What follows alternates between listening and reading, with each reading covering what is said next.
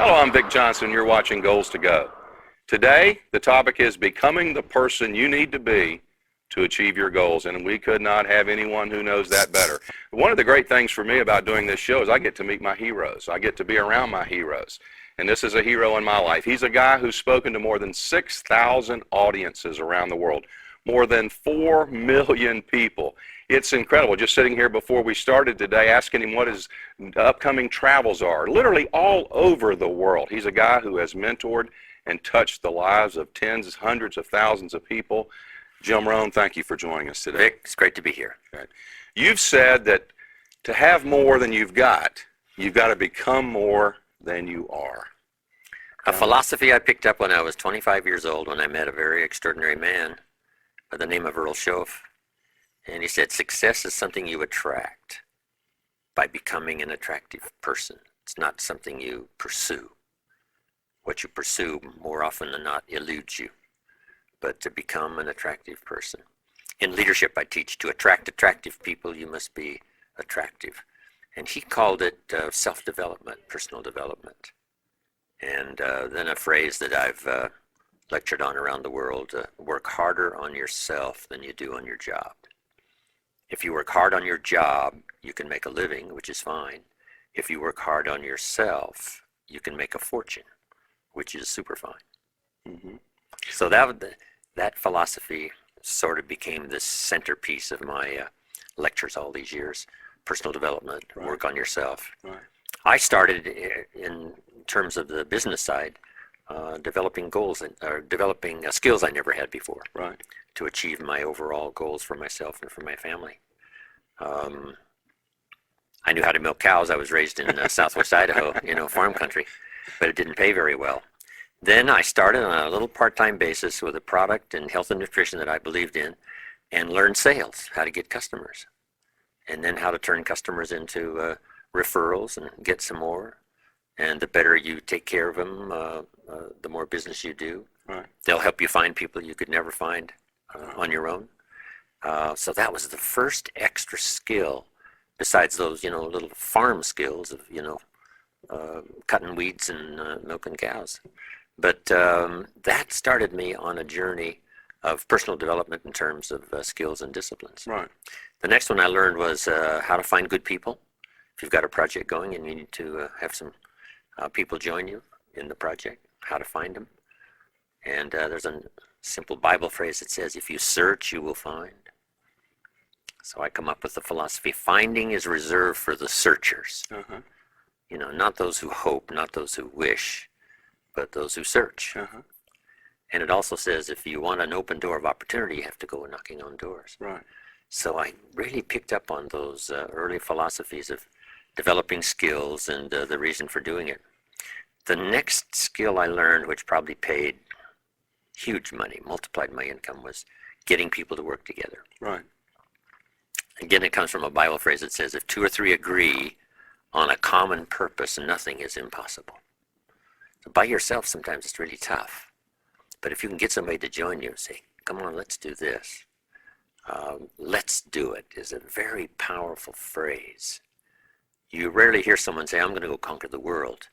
But you could hear the phrase, let's go conquer the world. Let's be best in our industry. Let's be number one. The power of let's.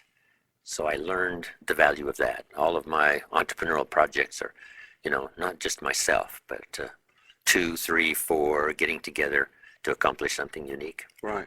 Then I learned the power of recognition and rewarding people for small steps of progress.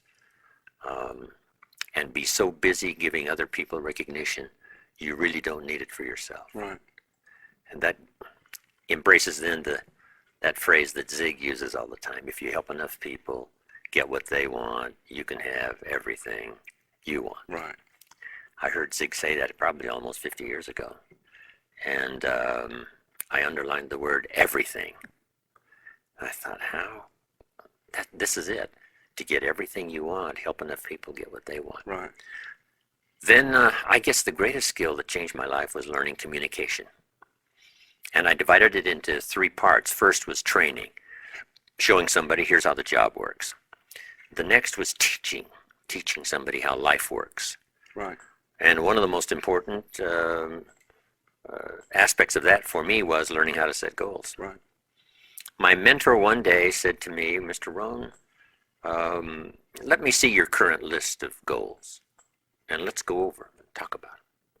He said, I've got some experience. I'm sure I can help you. And I said, I don't have a list. He said, really? He said, I can tell you right now, if you don't have a list of your goals, I can guess your bank balance within a few $100s. Wow. Which he did. Wow. And that got me thinking. I said, do you mean my bank balance would change if I had a list of goals? He said, drastically. That was the day I learned how to set goals. Okay. Decide what you want, write them all down. Who do you want to meet? Make that list. The books you want to read, make that list. The places you want to go, make that list.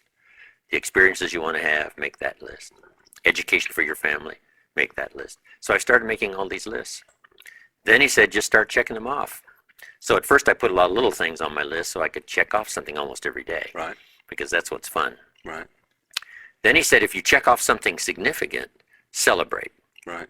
Because that'll inspire you to even develop a longer list. Right. So that's what drove me, developing skills, disciplines, and then learning communication and learning how not just to train, Right. but to teach. Then the ultimate communication skill was inspiring other people. Right.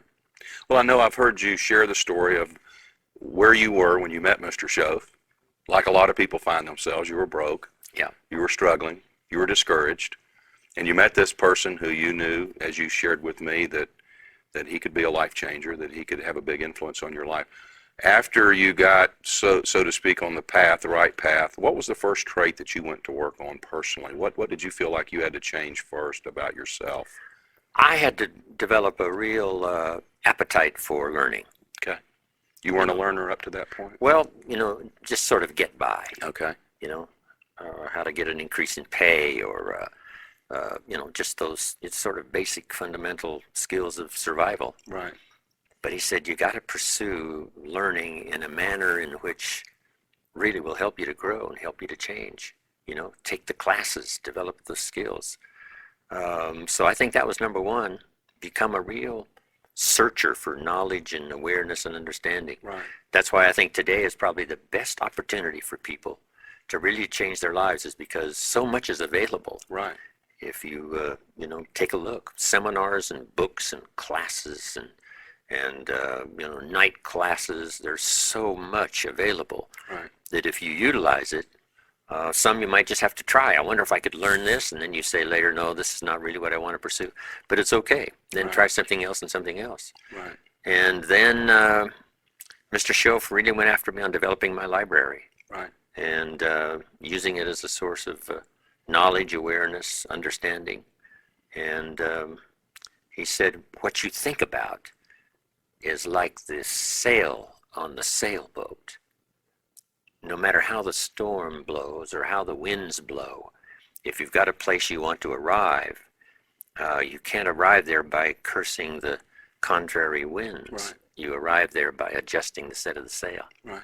And he said, that's your thinking, that's ideas, that's information. And if you're short on that, sure enough, it's going to cause you difficulty in the future. Right.